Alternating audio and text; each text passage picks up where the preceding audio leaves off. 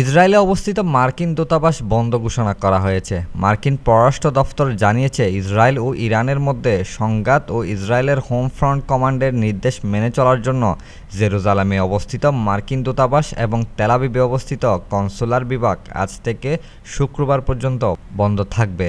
মার্কিন দূতাবাস নির্দেশ দিয়েছে যে সব মার্কিন সরকারি কর্মচারী এবং তাদের পরিবারের সদস্যরা পরবর্তী নির্দেশ না দেওয়া পর্যন্ত তাদের বাসভবনের ভেতরে এবং তার কাছাকাছি স্থানে আশ্রয় নেবে।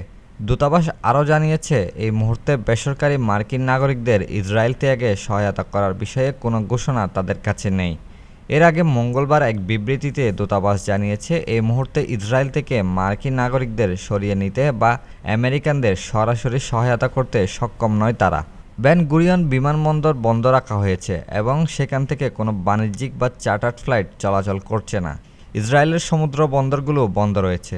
জর্ডানের সঙ্গে যোগাযোগের জন্য স্থলপথগুলো বর্তমানে চালু রয়েছে এবং বুধবারও এগুলো খোলার কথা রয়েছে।